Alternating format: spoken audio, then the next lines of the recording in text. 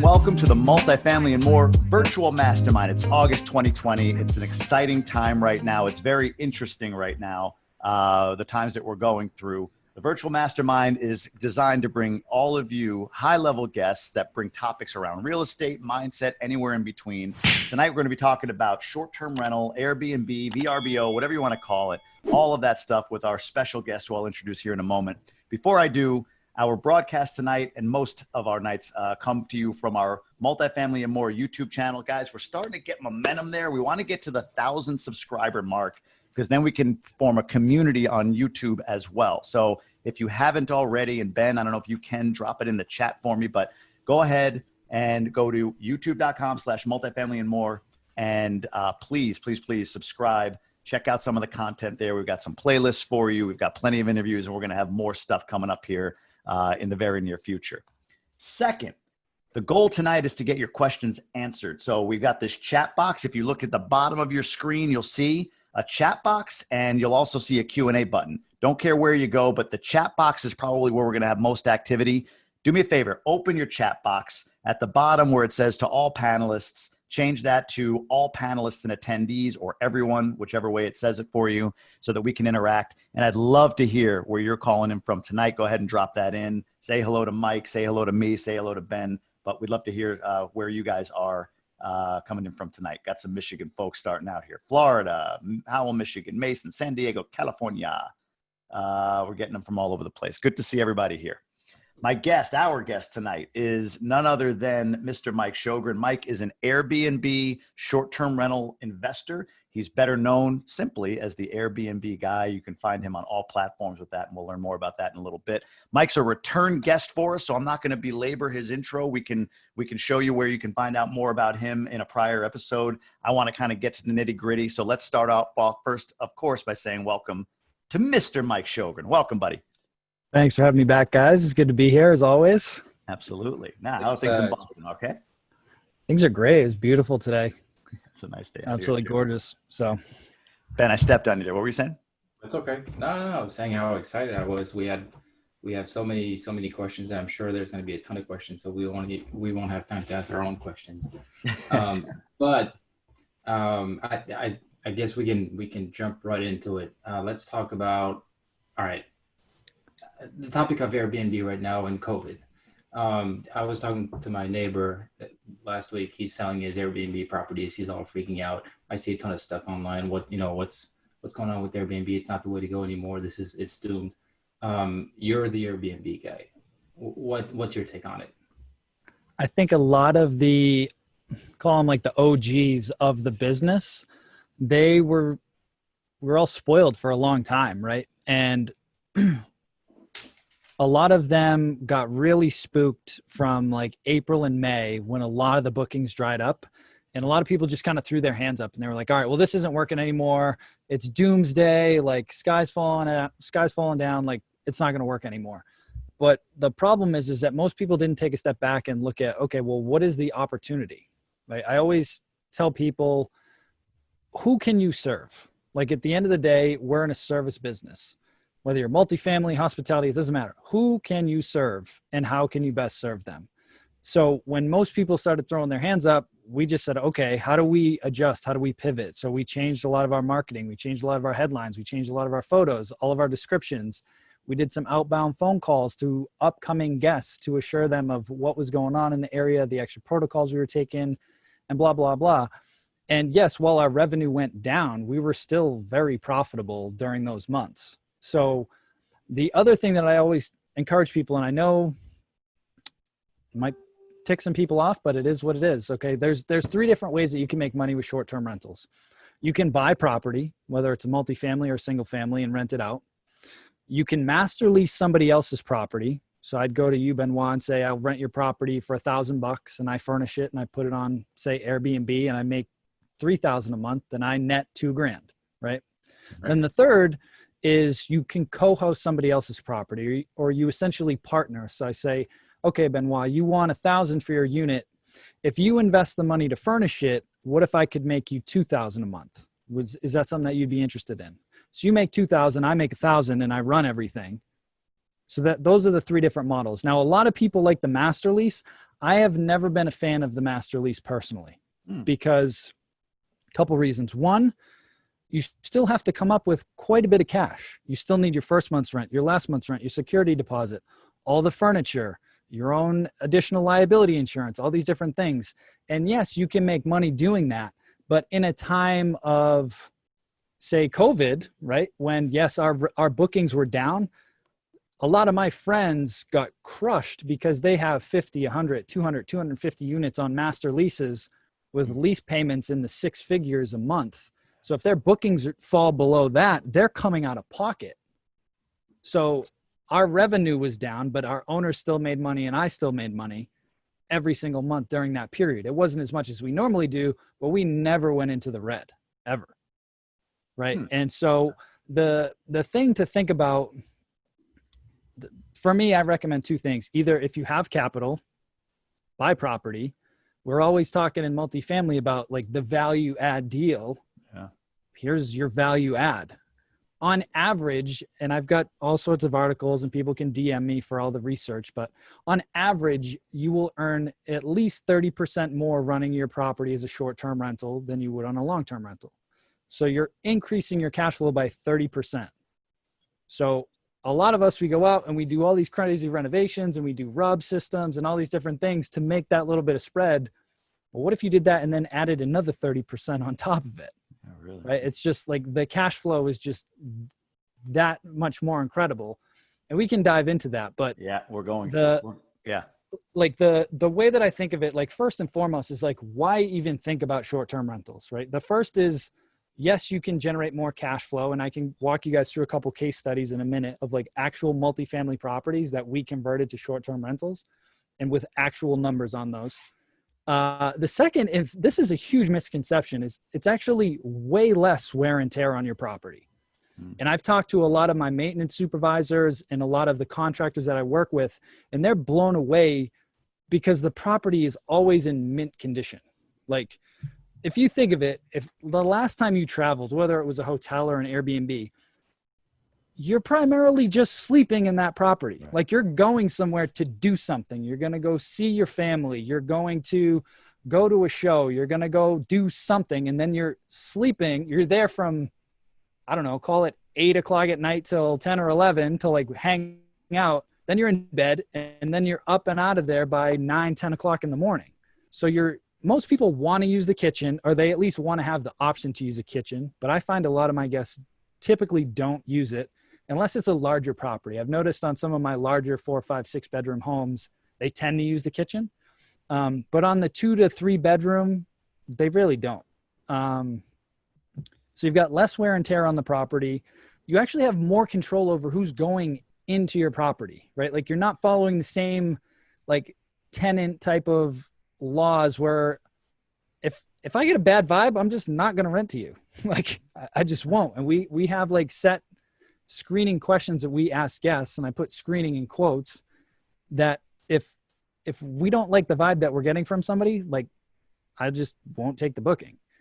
Right. And then when they get to the property, we have like a 4-step system like that we use to basically keep eyes and ears on every single property 24/7. So we've got Wi-Fi locks that we use. So the code automatically changes for every single guest and it automatically gets generated. So if Jamie, you booked one of my properties, it's going to create a code. It's the last 4 digits to your number. And then when you check out, it automatically expires. No intervention on your part. No, nothing. It's all automated. Then we have the Ring. We like to use Ring security cameras on all the properties. Yep. So again, if I know John Smith and Jane Smith are coming with their 2 munchkins and I see my Ring camera has 7 people, something's up and I can just revoke access immediately. Then when they get into the property, we use a device called Noise Aware that measures noise levels. Like it just measures decibels. It doesn't record conversations or anything creepy. But if they start making noise, I have it set, my quiet hours are 10 p.m. to 8 a.m. So if they start getting loud in the middle of the night, I get a text message right away. So like I know if there's any shenanigans going on in any of my properties all the time. Mhm. And then we advise our owners. There's a special insurance company that we like to use called Proper that is specifically catered to short-term rentals. So they cover a lot of different things that may not get covered with a traditional insurance policy. Sure. Right. So just you're earning more income. You have more control over who's in your property. You can go inspect it whenever you want. It gets professionally deep cleaned and sanitized multiple times a week. I don't know any tenants that are doing that in your long-term rentals. No. Right. So there's a lot of benefits to it if it's the right property in the right area. Well, We and can that's talk the, about that. Yeah, well, let's get into that because you talked about at the beginning of this co-hosting. It sounds like that's your core strategy, right? You could buy a property, which we'll talk about that in a moment. Buy a property, you can master lease, which you just said, hey, look, a lot of my friends got crushed with that. And then you can co-host. You said you and your owners still made money through COVID co-hosting. Yes. So if people aren't traveling, what is the right place locate? Like, how did you make money through COVID if no one's traveling? Like, what did you do? Where are the right rentals? Where are the right places to co-host? So think for a second about, actually, can I share my screen? Yeah. Oh, if I might have to give you permission, but yes, you can definitely share. Let me see. I'll just show you that because there's 9 different reasons why people Go travel. for it. Let me pull this up. Yeah. There you All go. right. So there's 9 different reasons why people travel. And so obviously they go on vacation. Whoa. All right. Are you guys still seeing my screen? Yep. Okay. Yes. All right. So people are going on vacation. You've got corporate stuff, medical, academic, life events, entertainment, military, emergency, relocation. I'm not going to go through all these, but the 3 that are in black right now is how we maintained bookings during COVID. So my whole strategy since the beginning was we look for properties that are about 30 to 40 minutes outside of a major city. Hmm. And the reason behind that had nothing to do with COVID, obviously, at the time. It was more large cities tend to be less friendly towards short-term rentals because they have less housing, quite frankly, right? So they look at me as taking their inventory off the street where they need more housing for people. So I was like, I'm not going to get into that. I'm not going to deal with it. So I go 30 to 40 minutes outside the city where they're a lot more friendly. Now, this paid off huge during COVID because nobody wanted to be in a city with 1 million people.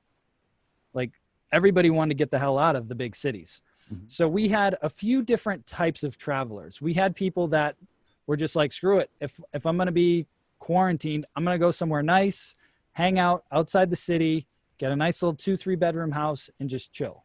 So we had a few people do that. We had some people do that at our beach house in Florida. We had some do it in a couple of our apartments outside of Boston. And then I had a bunch of people doing that up in the mountains in New Hampshire and in North Carolina, actually.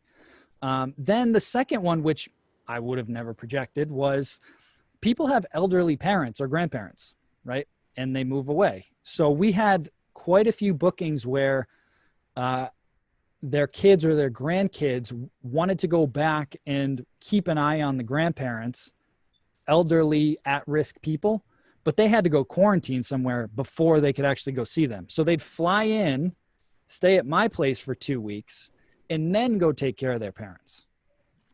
So there was a lot of that going on. And then a lot of our properties are within 10, 15 minutes of a hospital. Not even a major one, but just one that had some type of inpatient facilities. So we had a bunch of traveling nurses, a bunch of traveling physicians. And then whether COVID's going on or not, like if you need heart surgery or you need you're going to go or you're going to die. So we still had like patients that were going for some type of procedure and still needed to be in town for a couple of weeks for like outpatient follow-up type deal. Yeah. So those were honestly the bread and butter that kept us going. So like when you think, okay, well, how do you attract those people, right? Like how would you even attract them? Well, update your headlines in your listing. Like if you got a property in Disney, why are you talking about Disney? They're not open. How close are you to the hospital? How close are you to the grocery stores? Like why else would somebody need to go there? Right. And if somebody stayed for 7 days at some of our properties, we'd offer them $100 Instacart gift card. So it's like, hey, I get it. You want to quarantine? These are the restaurants that are offering takeout. These are the grocery stores that are available. And we'll give you $100 to get your groceries delivered to you so you don't have to leave the property. right? So just put yourself in the mind of somebody that has to go somewhere during a pandemic. What are they looking for? Yeah. They're going to want high-speed Wi-Fi. They're going to want access to food. They're going to want to know that the property is like spotless and deep cleaned and sanitized. So again, our cleaning procedures didn't change much because they were already pretty tight, but we just reiterated that, yes, we are complying with all of the CDC guidelines. You can even put a little photo in there. One of my students created a little, like a graphic that listed out all the different sanitation procedures that we were following and just added that to the listing photos. So it's just, again, just get a little creative. Like, think about who can you serve and how can you attract them? I like that. So Doug just dropped a comment, and there's like two areas I want to go, because I want to go to this comment here in a second about, I didn't know this, but in Michigan, I guess the governor outlawed short-term rentals until April 30th. So what I want to talk about in that regard, I would ask Doug, see, because they did that in most of my markets too, but there were exceptions for essential travelers. So all of our headlines were essential travelers only, long-term discounts available.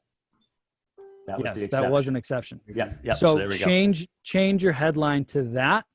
And again, think about, if an essential traveler is coming, what can you highlight in your property and what are you near I love this. that they would be coming to the area for? I love this, because if you guys haven't caught the tone of this tonight, this is my perspective on why Ben and I wanted to do this is, you know, how do I put it? Like, let's blow up some biases, right? Like, it doesn't mean that everybody here should be, like, I can't understand why every one of you are not doing short-term rentals. But, you know, I think it's like anything, right? You read a headline. I'll give you a quick example. So I'm a Yankee fan. Sorry, Mike. Oh, Jesus. I did live in Boston. I don't mind the Sox, but I'm a Yankee fan. And the second baseman, DJ LeMahieu, I think is his name, LeMahieu, whatever the heck his name is. I don't watch him that much anymore. But there was a headline. It said, LeMahieu terrified by COVID diagnosis, right? That sounds awful. Like, oh God, this poor guy, he must have been on his deathbed. 0 symptoms, but it was just scary. The idea that he had COVID. The headline says X outlawed, short-term rentals till April 30. But like Mike said, when you read between the lines, and look, Mike's from Boston, so he's got the whole Bill Belichick thing, right? He's crafty. He's got this whole thing going on. So he figured out, well, what's the carve out? And let me work that carve out. So I think that was a good point I wanted to get out. But let's go, because I'm all over the place. Let's go to this post that you put up, because I want to knock off a couple of these things that were in here. So Mike put a post in the Michigan group asking, hey, why aren't people in short-term rentals? And we already touched on a couple of things, right? Like, people ruin the units. And like you said, every short-term rental I've ever stayed in, I'm there for like sleeping time. That's it. I walk in, oh, this is really nice. I go to sleep, and that's kind of it. I'm gone for the rest of the day. But there's things like requires more work, or requires more systems and more time to work those systems. I want to dive into that for a minute. It requires more work, requires more systems. So my first question on this is, how many units currently are under management for you? 22. 22. Okay. 22. How much time per week are you physically spending managing these units? Me personally now? Yeah. Like 2. 2 hours. Yeah. 2 hours a week. But I want to dive into that in a second though, because there's tiers, right? As you scale. So let me just go to the slide, right? So this is when I started out, for those of you guys that weren't on last year, okay, the reason I started this business was because I had a 9-to-5 job. I had a quote unquote good job as a CPA, making good money. But my kid was born with a really rare disease and he had to be on oxygen, and we spent a ton of time at the hospital. And it got to the point where like I had no more sick time. I had no more vacation time, and I had to leave my wife and my son there because I had to go make money because we were getting all these hospital bills. And I was so pissed at myself that I put myself in that situation that I had to leave my family. And I was like, I'm going to figure out a way to build a business. And I did not have cash. I'm like, I'm going to find a way to build a business that I can grow and scale and not trade time for money and not have to change my lifestyle. That was the entire point of me getting into short-term rentals, like selfishly. So when I started doing this whole thing, I have been ruthlessly focused on systematizing my business, because as Jamie talked to me earlier, I was running around with my kid who was screaming bloody murder, but like that's what I care about. I want to hang out with my 4-year-old. I want to hang out with my wife. And yes, the money is good. It's really good. But if I'm working 24/7, like a lot of folks think is involved with this, it's not worth it for me. Like it wouldn't be worth it for you either. So let me say, can we go back to full screen? Or we'll go give you Am I not on full screen? Oh, we're seeing. I don't know. I didn't know if you were still sharing something, or you going to go to the next slide, or because it was. Here, it was I don't know really why it's not I wanted working to make that sure way. everyone was focused on your story. Yeah. Ben's very technical. Everybody, he has a No, certain way he this is likes good things. because I'm on dual screen, so I can't figure out which one's sharing. So I apologize. But anyway, the whole point is to really figure out and create systems. So what I found over the last 3 years doing this is there's 4 systems that you need when you start out. And the first one is around pricing, because there are more and more people getting in this game because it's really profitable. So in order for you to compete, there's certain things you need to do now. So dynamic pricing is one of them. It is crucial. And all that means is like, if you go to book a flight or you go to book at a hotel, you look at the price tonight and then you go back tomorrow and it changes. And you're like, what the hell? Like, why is it changed? And it's because they're using dynamic pricing. And all that means is this software is running some algorithm that says, all right, how many units are available right now? What is the average price for a 3-bed, 2-bath in this market, in your neighborhood? Are there any events going on? Blah, blah, blah. And it adjusts the rates for you to maximize your revenue and your occupancy. If you're not using that and you're running a short-term rental, you're losing. So that's the first piece, right? Pricing. That's how you're going to attract customers, pricing. So okay? pricing is one. Yes. The next is around access, which we touched on a little bit. Access and security, which we touched on. So again, the Wi-Fi locks, having all of that automated. So when somebody books your property, it automatically creates a code. It automatically sends them a code. It automatically starts recording when somebody gets there. You've got your noise sensors set up. So if anything crazy happens, like all of that needs to be dialed in, especially if you're like, we run properties in, at one point it was 5 states. Now it's 4 states all over the place. And, you need to be able to have eyes and ears on your property. So that's crucial. Yeah. But the next system, so you've got pricing, access and security. The next one is guest communication. If you do not have a guest communication system, I promise you this will become a full-time job very quickly. Like I get literally tens of thousands of messages that come to me every single day that get filtered right to my archive, because we've built up a system now of all automated responses. So, the standard ones of somebody books, you send a booking confirmation, you send them directions, access instructions, house manual, all these different things. So all of those messages are automated. And then the system that I recommend uses artificial intelligence. So it'll recognize, oh, this is a question about the pool. So if I notice I'm getting a lot of questions about the pool, and if they have towels or where to park or whatever, I can pre-program a response that says, hey, so-and-so, looks like you got a question about the pool. And it shoots off this pre-programmed response of here's the hours, here they offer towels, they don't offer towels, whatever. So over time, I built a database of all these responses that now it just runs. Okay, that was until I got to a certain amount of units, and we can talk about scaling with a team after that. But then the next piece is around, the last system is around turnover. So you've got pricing, access and security, guest communication, and turnover, which is essentially cleaning and maintenance. Okay. So again, we have a system. This is also how we find cleaners. I'll give you guys a nugget right now. It's called Turnover B&B. And it's like a marketplace for short-term rental cleaners. So anytime I go to a new state, a new market, wherever, I plug in the address of the property, the number of bedrooms and bathrooms, and I send it out, and I start getting quotes back from all these cleaners. And they've been reviewed by other Airbnb hosts. So I know if they're good or not. And then I can add 1, 2, 3, 4, 5 of them to my team on Turnover B&B. And then anytime I get a booking, it shoots it out to all of them. And the first one to accept it gets that cleaning. Then when they get to the property, they have to check in. I have a whole cleaning checklist that they have to go through. They have to send me pictures. I've got checklists. So they go through all my inventory of soap, shampoos, towels, linens, paper towels, toilet paper, you name it. They fill that out every time. And when we get low, I used to order it. Now I trust my cleaners, so they go and restock everything for me and just send me the receipts and pictures of everything. And if there's any maintenance issues, they notify me. But if it's less than, depends on the property, but let's just say it's less than $200, they know to just contact the maintenance guy and just have him take care of it. So like, yeah, it's literally just, again, thinking about it from a business person standpoint. Yeah. What systems do I need in place in order to automate the operation? So I'm simply quarterbacking this whole thing. Working on it, not in it. Exactly. I guess two questions from the audience I see right now. One is a little more technical, and the other one's more general. What if your building association won't allow Wi-Fi locks? Any other ways? We're talking about access and security. So why don't they, I don't understand, why don't they allow Wi-Fi locks? Is it because it's an apartment complex and you have those fobs? I would assume it is an condo association, I see, and any type of like lock changing.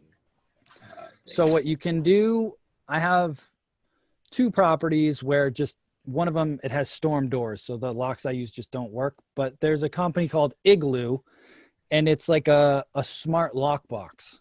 So instead of generating a code for a lock, it generates them a code for a lock box. And that code changes every time. Well, there you go. So, that's a workaround. That's good. Yeah. Second question, a little more general, was how long did it take you to get to the point of averaging 2 hours a week? And I guess the second kind of part of this question is how long would it take, for someone today starting to get to that point with, maybe like some guidance? Yeah, I mean, I'm not pitching anything, but I do have some students that are in this group, and you can reach out to them, or I could flash testimonials. But if you're doing it on your own, I don't know. It took me a while. And I also, full transparency, I bought every course out there that I could find on this stuff. You went to Puerto Rico at one point to a mastermind, right? I paid a ton of money to go to Puerto Rico to hang out with, I think, 25 people that were doing 7 figures in short-term rentals from all over the globe. I only was able to go because I knew the guy running it and I offered to help him run it. I was nowhere near that point then. So I invest heavily in personal development myself. Jamie and I are in a couple masterminds together and some other stuff. So I always look for mentors, coaches. And then honestly, the hardest shift that I had was going from an employee where I was a super perfectionist to just being like, I'm probably going to screw some stuff up, but if I don't get started, I'm never going to go anywhere. Right. So for me, I had one property for 9 months before I felt like I had it dialed in enough to go out and start adding more properties. Mm-hmm. But that was before I really had everything figured out. Now it's cake, right? But it's all perspective. Mike, I'm going to ask you to pitch. You bring a student into your group. How long for them? Like somebody comes into your group and they want to start with short-term rental. Like, do you literally like just give them the systems and everything that they just kind of implement? So they're like pretty much right away able to say, okay, I got every system in place. I've got all the answers to questions that you've built in this database. So you give that access through your own academy, if you will, right?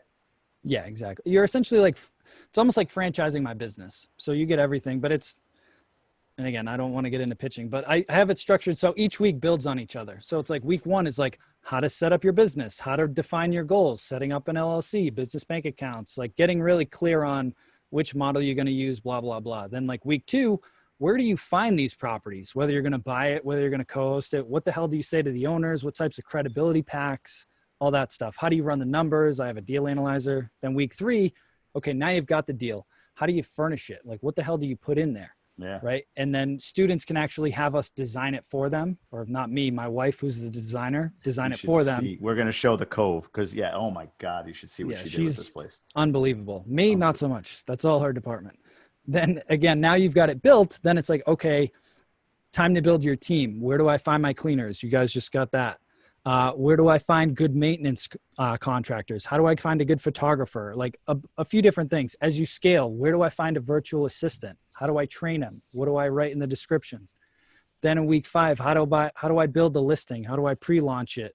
What types of photos? How should I write the description? And I've got a buddy of mine who used to work at Airbnb, and you pay him a couple $100 and he'll basically rewrite your listing and optimize it so you rank higher in SEO on Airbnb. And in week 6, then we get into, okay, now you have a live listing. What does your day-to-day, week-to-week look like? And we implement all the systems that we're talking about. I love So it. it's very structured. And then we do the live coaching calls every week. That's right. Yeah, it's incredible. Like what I've seen other people go through his program and what they do and how they get an Airbnb and they roll with it and they're building this business. It's amazing. That thread, there were some comments about like, I got 2 Airbnbs. They're just so much work. Like there's so many systems to manage and oversee and all that stuff. And I'm smirking a bit. Not that I'm not even in your business. I'm trying to stay. You mentioned stay in your lane. I'm trying to stay in my lane a bit. But there's this draw of Airbnb. Ben and I have talked about taking down a unit or 2 and converting them in one of our multifamily properties, right? Converting them to Airbnb because of the sheer dollars that you can make off of this whole thing. And to your point, there was a dip. I don't think anybody's denying the dip in Airbnb, April, May, or whatever the case may be. But now I hear other friends that are hosts and you talking about Airbnb. I think this literally. If I can get my screen to work, I just want to show the stats because people don't believe. Don't worry about Ben. You just do it the way you want to do it. Ben wants it all perfect and beautiful. No, that's a beautiful man. But to your guys' point though, the demand never dies; it just shifts to something else. All you got to do is find the right. Yes, exactly. In fact, the learning for me is this, and real quick while you're pulling it up, Mike. So I remember years ago when I lived in Boston by Mike, you couldn't, what are they called? Uber couldn't go to the airport, right? Uber was not allowed at the airport. The taxi medallions that you had to buy the medallion in order to go to the airport to pick somebody up. And then like years later, it changed. I don't know what precipitated the change, but it was like, Uber's getting phased out. The taxi lobby's too strong. And then there were conditions economically that just sort of buried the taxi companies and Uber came through. Capitalism worked, right? I feel like with COVID, the strength of the hotel lobby and all of that is diminishing. It's getting wobbly. So when you go to a city like a Boston or Detroit, where they put these big restrictions on short-term rentals, you're feeling that loosen because people aren't going to cities anymore, right? They don't want to go to a hotel and, trust that it's cleaned well. They'd like to go to a specific place, all their own, right? They don't have to check in at a desk. Everything's touchless. They can go in. So Airbnb, I think COVID could be the game changer for Airbnb, actually fuel it. Ben talked about Turo, another, it's for cars, but like the share economy, I think is about to get fuel beneath it because of COVID, not the other way around. Just one man's opinion, but Mike, I'll let you kind of dive in and talk about this here. Yeah. And my little projection in the next couple of years, I can see people somehow Airbnb will start to sell like not timeshares, but like blocks where it's like, especially for the younger millennials, like I want to go live in San Diego for a month and then I'm going to go live here. That kind of like young nomadic lifestyle. I definitely see that coming at some point. Anyway, no doubt. So a couple articles here from CNN and Fox, right, over the last month. So Airbnb revealed that it had more US bookings between May 17th and June 3rd, which encompass Memorial Day, than the same time period a year ago. So there were more bookings this year than there were last year, right? And then if I look at this. This is what I actually go to because this is actually the data source. This company, AirDNA, they pull all the data behind Airbnb and VRBO. So they have the hard data. So again, I did not plan for this, but if you look at what I underlined, okay, among those leading the rebound are beaches, mountain towns, lakeside getaways, and really anything within a driving distance of a major urban hub. So you want to be outside the city, but have it be drivable. Again, I just got freaking lucky with the strategy because I wanted to stay away from the regulations. But I don't know if Bernie's on here tonight. He's in Ohio. He's in Medina, maybe 30 minutes outside of Cleveland, right? Edna from M1. I always joke she's in the middle of friggin' nowhere, Canada. Her population of like 1,200 people. And she increased her rental income by 67%. There's 1,200 people there. So I'm like, it works. It does. But those of us in Michigan, you see 47%. I tried to book because we were going to go to the Dominican, couldn't go there. We tried to book a lake house. Good luck up north. So I wish I screenshot it for you guys. It actually said Michigan or I forgot which city it was, but it was one of the biggest rebounds in the country. Probably but this heat map down here basically shows year over year growth. So anything like green means it's doing better than last year. Mm-hmm. Look at that. I mean, that's crazy. California, Nebraska, and New York. 3 places you don't want to be, apparently. Or Massachusetts, but I'm not gonna lie. I've had my best months yet at my properties here. Yeah. And the other thing, I think somebody posted about lifestyle assets. Yes, 100%. Right. So like my New Hampshire place that we own, I was just there yesterday. We're going up again tomorrow. I use it every month. That thing's going to bring in $9,000 this month, and I'm using it. Yeah, Chateau. the chalet in the chalet, not chateau, chalet. By the way, slight brag. I didn't even know this, but we found out we were rated the #1 Airbnb in New Hampshire. Nice, man. I was That's like, amazing. it would have been cool if somebody told us about this article until my wife's friend found it. It's great marketing for you. Yeah, seriously. So there's been a huge rebound. And if you think about it psychologically, it makes total sense. Okay. Everybody's been cooped up at home for 3 or 4 months. They're like, get me the hell out of here. So the shift that I have seen is typically our average stay in the past was 4 nights.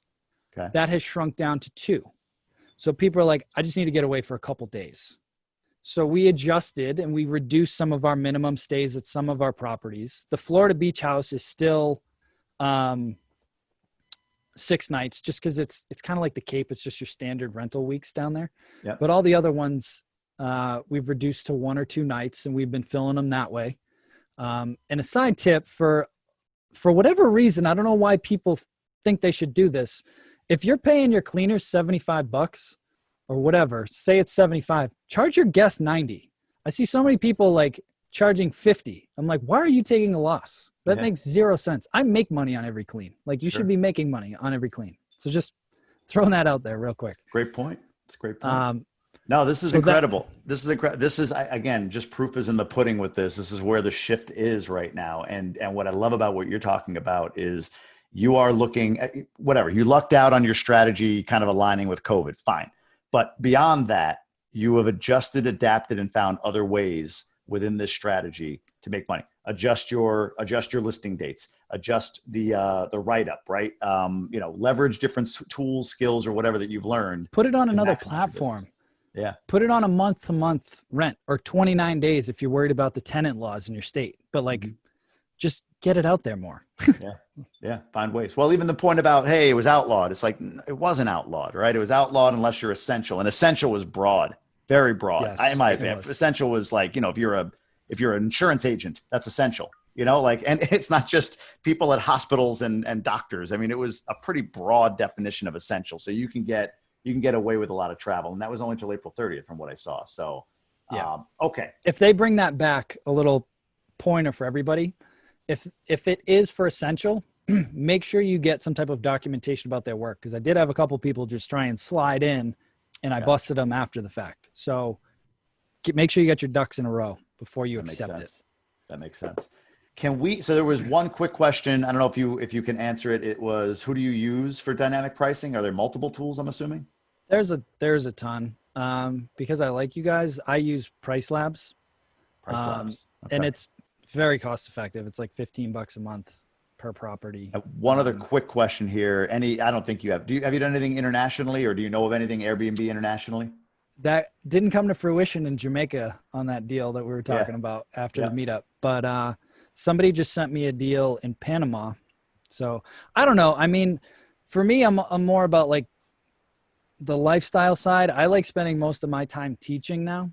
So for me to go, I have no desire to go abroad. Again, my kid was sick for a long time. I am not getting on a plane. So right now that's a no for me, but in the future, maybe. Gotcha. I'm more looking for a lot more boutique hotels, and we can transition into that whenever. Let's do that. That's where I want to go. Perfect transition. Yep. Unshare this thing if you would, so we could talk about this, because I want people to hone in on this. Maybe I'm making more of it, Mike, but I love what you did with this. Let's talk about the Cove at Rockport, right? Yes.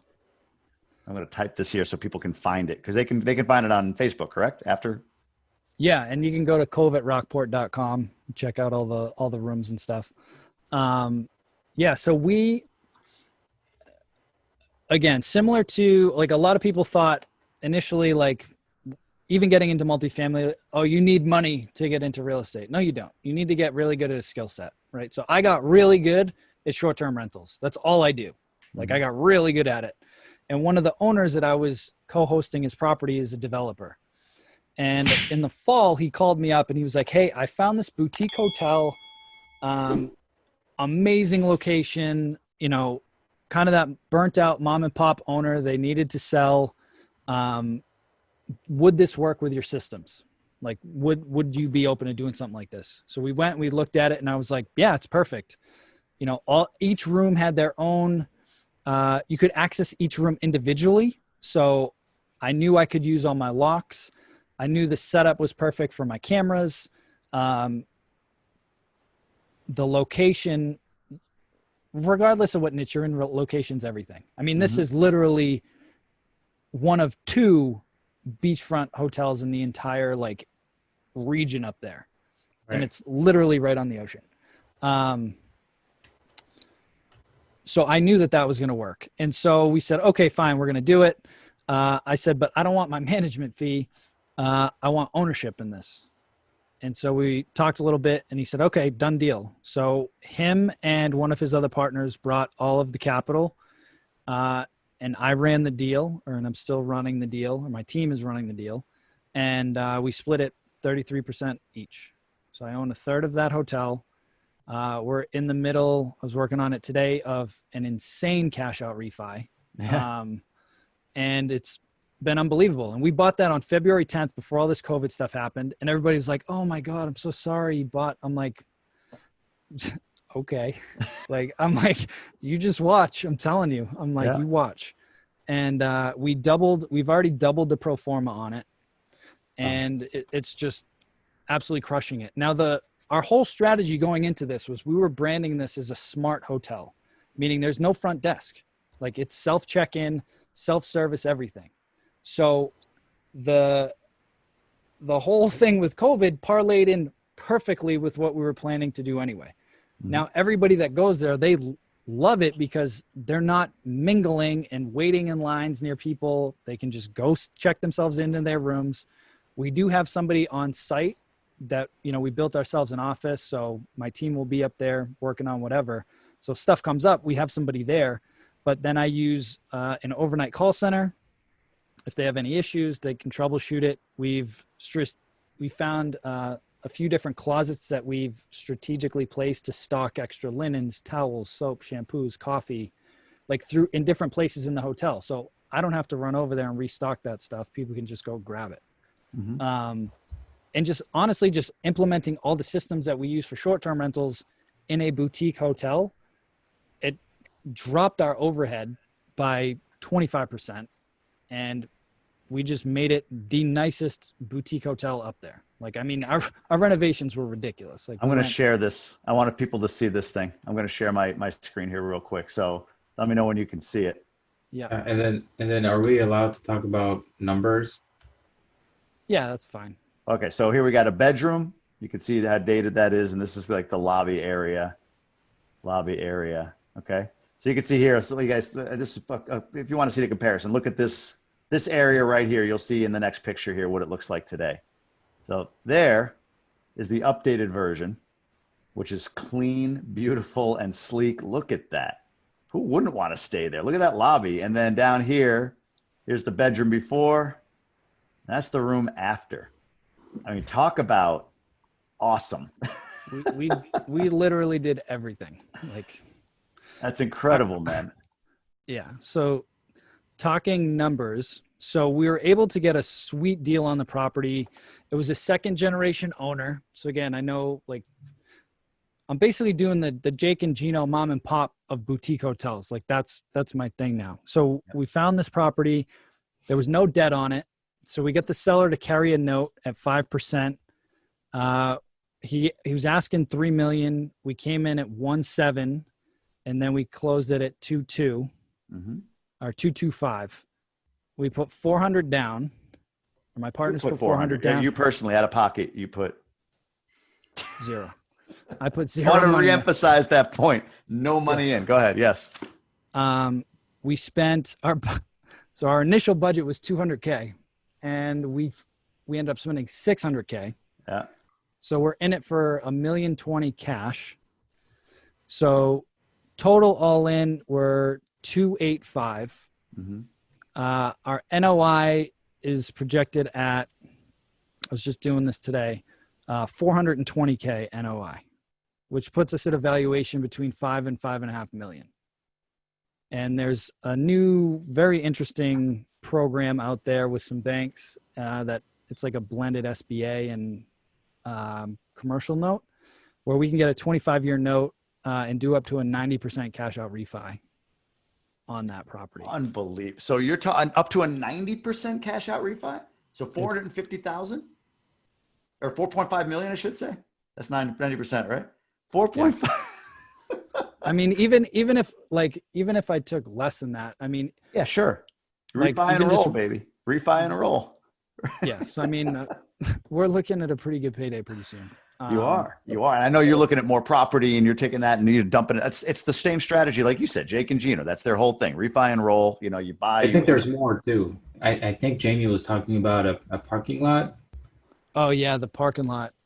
I sent Jamie some pictures. So if you can get a chance to get a parking lot in a good location, it's literally like an ATM machine. So the parking lot alone, you know, we pay a high school kid, you know, $13 an hour to hang out there and work the parking lot. And that thing will gross like 50 to 55,000 just in the parking lot. It's incredible. So, I mean, it's beach access. That's why, I mean, you got the right location. It's the only parking lot on the beach. But see, that's the thing. People, oh, you found gold. It's like, maybe, but we looked at a lot of frogs too. There you go. I was going to say, it's not like you just like tripped and fell and like, oh, look at this place. Yeah, buy it, parking lot. And a lot of people might not think of that from a parking lot perspective. Like, oh, you know what? We can actually use this for beachfront. So the point is, you know, along with the SDR business that you're in, you're also an innovator. You also are thinking of different ways to maximize and drain everything you can out of the asset. So I think that's really important because I think a lot of people think in this time, like, COVID, short-term rental dead. And when I saw the commentary in that post that you put up, like, I'm not even in the business yet of short-term rentals, right? I'm learning about it and I'm studying what you're doing. And I was like, this is all wrong. Like, you know, to your point, systems that you have put in place essentially netted you 33% of a property for no money because you know the ins, the outs. You're the expert. That expertise is what allowed you to get 33% of the property. And you put your money in well before in Puerto Rico and everything else we talked about. So there's just such an opportunity in this business. And even in COVID, when things get bleak for a minute, you pivot. You pivot. Yeah. That's it. And you find a new way to do it. And now you're taking this property in Rockport, beautiful town, by the way, if you haven't been there, and are literally maximizing everything you can out of it. You went over by $400,000. Yeah. But we got to a point where we were like, all right, we're just going to go all out at this point. Because again, lessons learned. Okay. It's an 1800s building. So it's an old building. Yeah. We knew that there was going to be issues with it. So we kind of half-assed the inspections and we're like, whatever, like, I'm sure there'll be some stuff. And like everything went wrong. Like to the point that beautiful club room you saw the day after we whitewashed all that stone, the day after, the whole foundation just flooded through because it was never sealed properly. So we had to redo all that, then get an excavator out, excavate all the new landscaping that we put in, and then put in whatever that black like surface is to waterproof the whole membrane of it. Yeah. And it was just like, it was a pain in the butt. But again, like, keep your eye on the prize, stay positive. There's a blessing and everything. Great. Let it happen before we open and not when I've got guests hanging out in there. Yeah. What's great about this? This is a little astonishing. You're making crazy profit after going over budget $400,000. Yeah.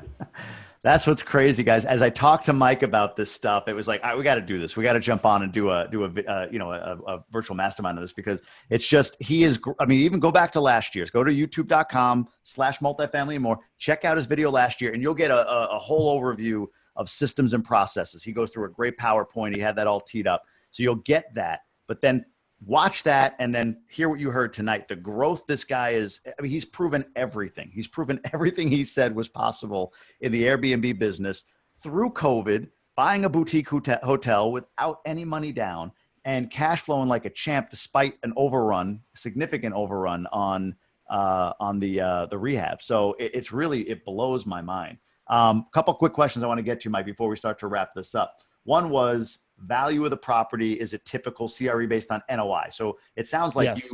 okay. Because I've heard that some banks are not allowing like, Airbnb, that sort of premium you get to be considered as NOI. They're kind of dampening it down in the appraisal. Yes. But I do see at some point, whenever they figure that out, Yeah.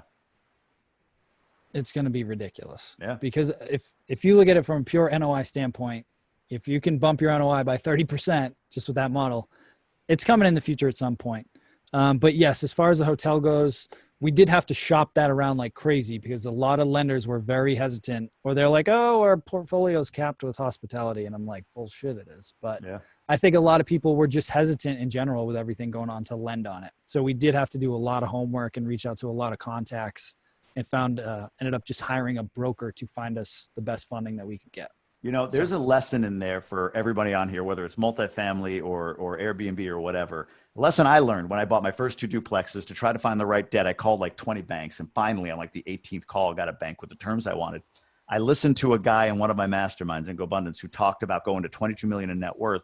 And one of the things he talked about was, he goes, I call 20 banks on every deal. And I get 3 that give me the terms I want. And then I shop them against each other. And then he's got some other tactics I won't get into, but he called a lot of banks. You called a lot of banks. I think if you are out there and you're either a current investor and you haven't done that, or you're looking to invest, keep that lesson in the back of your mind. Like, there are the 2 duplexes I bought are in a town of like 20,000 people. It's a college town. I still was able to get 20 banks on the phone in that little nothing town. There's banks everywhere, and they're willing, depending on what they want to do and how they want to shift their resources, they're going to be willing to do things that maybe you think, after hearing it 15 times, that this is it, you're going to find a bank that does what they do. So that's a hot tip, I think. And none other than Mike Sjogren. Go ahead, Ben. And banks are still lending right now. Oh, big time. Yeah, we're about to Yeah. close on a refi, Ben and I. Yep. So yeah. Yep. For sure. Absolutely. Yeah, great advice. And the other question was, I'm curious, how many did you look at before you locked that one in? Do you know? How many frogs? I don't even know. Because again, like, my partner on this is a developer. So he looks at deals, and he has a real estate office. So he looks at endless amounts. In the last 2 weeks, I've looked at 6 more boutique hotels. Yeah, you showed me one that was really cool. Beautiful hotel. So, and that's the thing too. I think that, like, so there's a bunch of us on this call, and we understand the value of investing, period, right?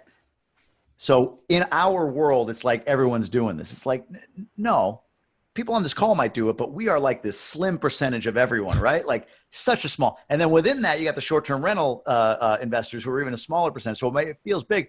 To your point, and Doug Benson, who's an investor here in Michigan, who's got a bunch of property, he said this is the future of Airbnb, getting these hotels. I don't necessarily disagree with him. I think there's a lot to be said for that. So the point is, I'm thinking, like, why would anybody buy a boutique hotel? I don't want to run a bed and breakfast, right? Like, that's, you think of traditional means for these things.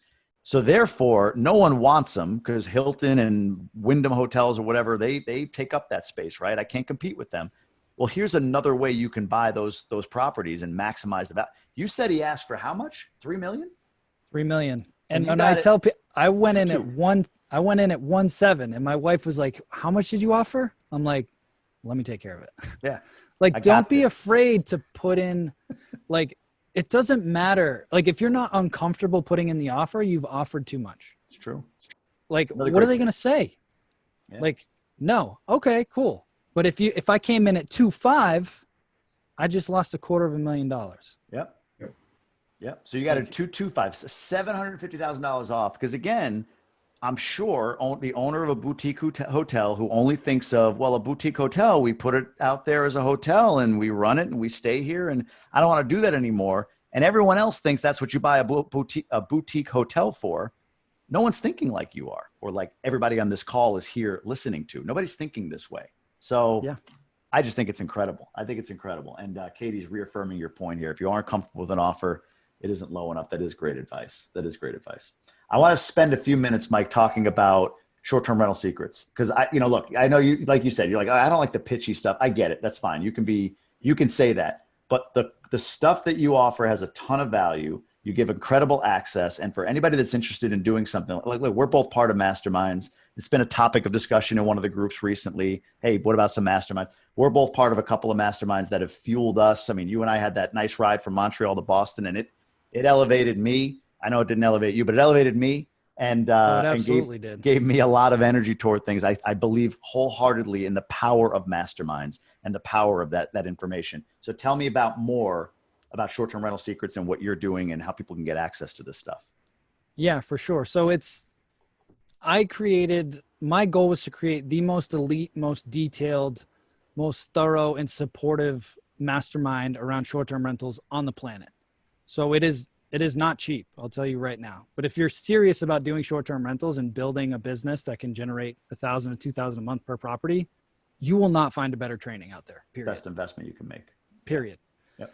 So the way that we set it up now, you have to apply, but we can include a link. If you go to strsecrets.com, there's a whole masterclass on there, and then there's a button to apply, and you get a free strategy session with me. So whether you do it or not, you and I hop on the phone for 45 minutes, and basically it's like a coaching call. I'll go through, analyze where you're at right now. Where do you want to get to? What are your goals? Tell you more about the mastermind, and then we can see if it's a fit for you.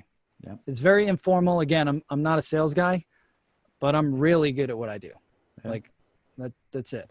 The best, honestly. Like I've seen some of these other courses and they're just not as thorough. They don't get you to where you want to be. But I have seen your students make on their first deal $1,000 a month. I've heard those testimonials. I've seen that happen. So yeah, I mean, I think it's a powerful thing. And, so we put the link in there, strsecrets.com. Thanks, Ben. So that people can find you and find out more about what you're doing over there. So I love it, man. Anybody that has any other questions, drop them in there or just let us know what you think about tonight. Was this helpful? Did this get your mind around? That's the big thing. Did this get your mind around short-term rentals? Did Mike change your perspective at all tonight? Because that was the goal. The goal was to make sure that people had these biases on short-term rentals, got more information, better information around how it works, what systems, what processes, whatever it can do for you. So. Whoa. And the other thing that I want to reiterate too, and I've told Jamie this, I'm like, don't get shiny object syndrome, right? Like stay in your lane. So if you have a portfolio, just hire somebody, whether it's me or one of my students. I'm actually not taking anybody else anymore, but I've got students literally all over the globe now. Just pay them, right? So the reason I got this hotel, my owner doesn't want to do anything. So yes, he pays me a fee to do it, but I took his cash flow from $2,000 a month to $3,000 a month. Mm-hmm. So it was a home run for him. And I still made over $1,000 a month. Right. So like, it's a win-win-win. So don't feel like, oh, this is going to deviate my focus. Okay. Well, if you have properties that would be a good fit, reach out to me. I'm not going to sell you on me because I'm not going to manage it, but I can put you in touch with somebody else that could manage it for you if you don't want to go learn it yourself. No doubt. There's a couple things coming in here. So we got about a hot and heavy coming. So I like this comment from Lauren. She runs our Cleveland multifamily and more group. Tal, who's her future husband, can focus on multifamily. I'm doing the short-term rental. So she's yeah. sold. Talk to Bernie. I know Bernie's been talking to Tal. Absolutely. Anyone with multifamily should consider turning some into STRs. Again, a very experienced investor, and Doug saying that. Dave is asking about areas that produce more consistently that you were willing to share, or just any guidance on that, on selecting markets. Yeah. So I know we shared it on the screen. So if you can watch the replay at some point and just freeze the frame when I talked about the 9 reasons why people travel. So again, I like to go 30 to 40 minutes outside the city, and then I look for a few different things, right? If it's not like a vacation town, like my New Hampshire places in the mountains and stuff like that, if it's just a regular urban or suburban market, how walkable is it? Like, could I stay there and walk to the coffee shops and the restaurants? Like, that's a big thing when you go somewhere. It's a nice thing to have. Is there parking? Is there any office complexes near there? It's not really a factor right now, but for the long term, sure. Is that would be a factor. Is there near any medical facilities? Is it near any colleges or like cosmetology schools? Any of those trade schools that are like 6 to 12 weeks? Boom. That's like a money booking right there. Are you near a military base? And then again, it's just if you can kind of be near 1 or 2 or 3 of those things, you're going to have a broad base of travelers that you can serve. You got me thinking now, man. I got a 3-bed I'm about to put in service in a college town. I might have to talk to you a bit. Yeah. Because college is coming back in that town, so we shall see. And I will say one other thing too, for when you're looking at short-term rentals, I had a mentor early on he said, you can be the Walmart, the Target, or the Nordstrom of your market, right? So the Walmart,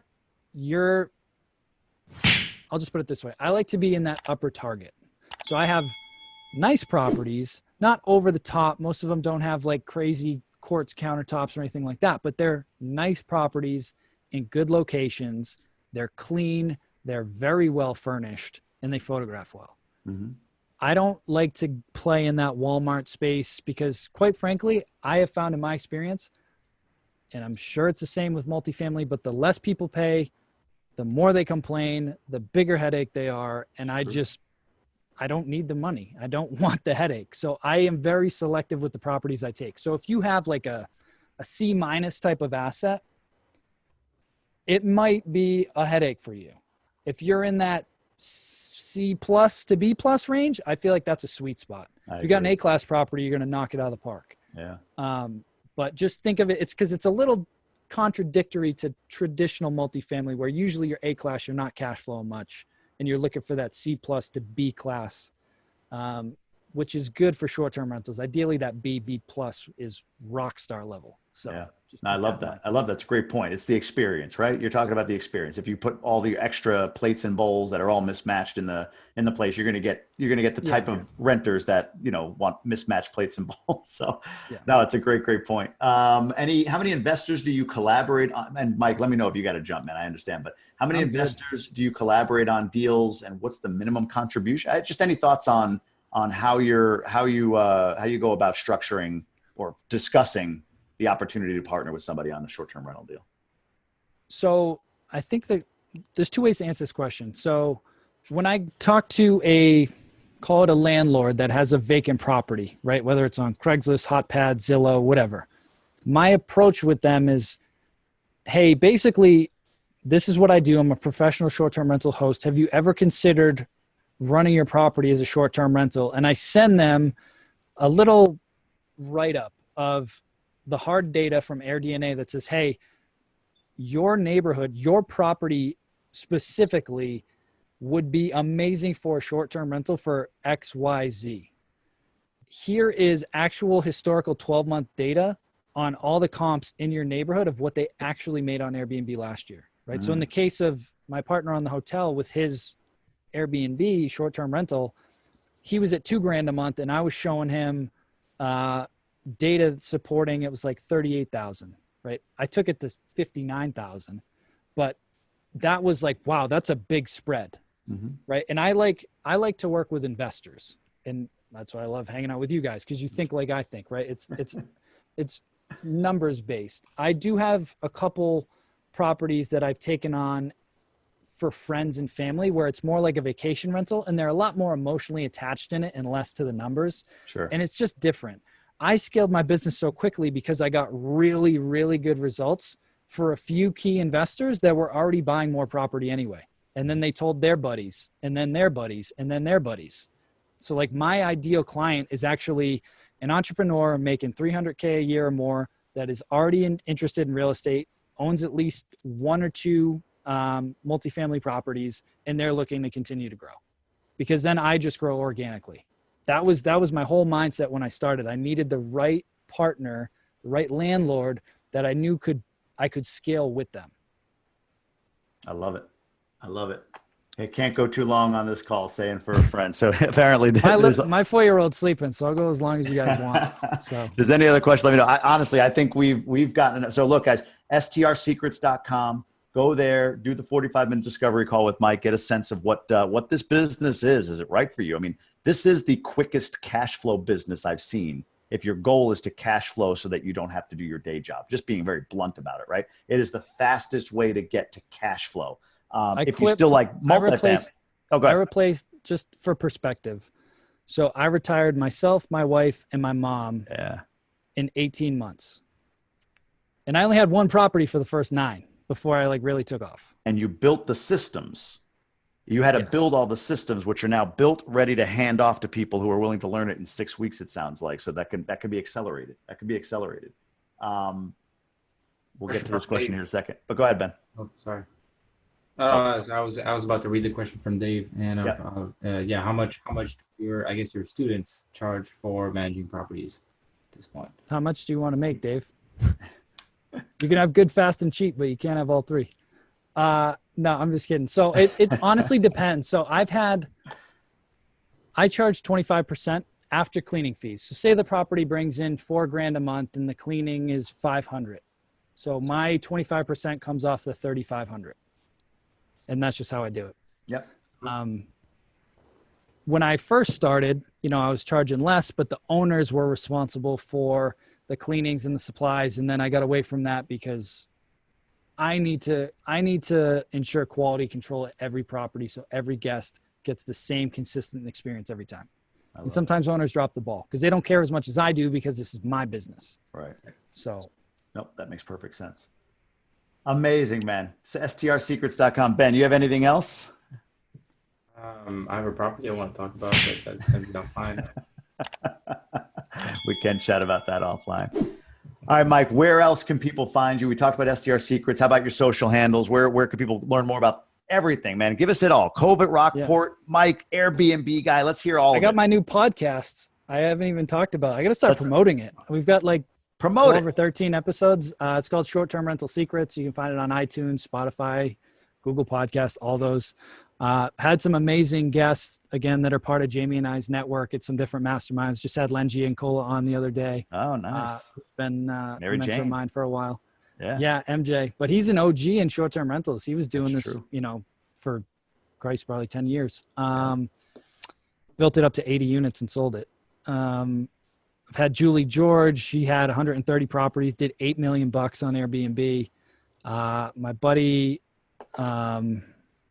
up in Toronto, he had his up to 200 units. I mean, you can scale it as big as you want. Again, it just depends on what your goals are. And my biggest advice for everybody is just when you get really, really clear on what you want, like exactly how much do you want to make and why? Like, why do you want to start your business? Like, my why was so strong that I could have ran through a brick wall. So I made it happen. Sure. And so whether it's short-term rentals, long-term rentals, fix and flips, I don't care what it is. If your why is strong enough, you will get over any obstacle. You'll take it on the chin. You'll keep it moving and you will hit your goal, period. 100%. 100%. But yeah, you can DM me on Facebook, at Mike Sjogren. You can find me on there. Instagram, I'm the Airbnb guy. I've got a YouTube channel now, Short-Term Rental Secrets. Yeah, I mean, I'm around. I love talking shop, helping people get started. So feel free to send me a DM, guys. Even if, have a 15-minute chat. Let me see where you're at. See if I can help you out. Answer any questions. I'm always around. So I love it. I love it. To see this guy's ascent has been really, really inspiring for me. We've been around each other for a couple of years now. And from where he was and what he said he was going to do to where he is now, that intensity and intentionality just kind of shines through. So, man, it's a pleasure. It's a true pleasure to see what you've done, retiring you, your mom, and your wife. I love looking at pictures of the Cove. My wife keeps telling me when we go back home, we're gonna. You're coming. You're coming. I'm throwing you guys in there. It's happening, no doubt about it. But yeah, brother, I appreciate this tonight. Thanks so much for coming on. Everybody that joined us tonight, thanks for being here. Check out Mike at all the places he mentioned. Again, short-term rental secret or shorttermrental.com, excuse me, right? STR Secrets. STR Secrets, excuse me. Yeah. .com. Check him out. And yeah, we appreciate everybody being here. Ben, always a pleasure, even though you're kind of vampire-like tonight, man. It's a little dark there. Is it? I'm sorry. I like it. You got the Jocko Willink thing going on. Just less muscular. That's all. A little less muscular. Otherwise, you look good, buddy. All right. We'll see everybody next time. Thanks again, Mike. Thanks, Ben. Thanks, we'll guys. see you guys soon. Appreciate it. All right.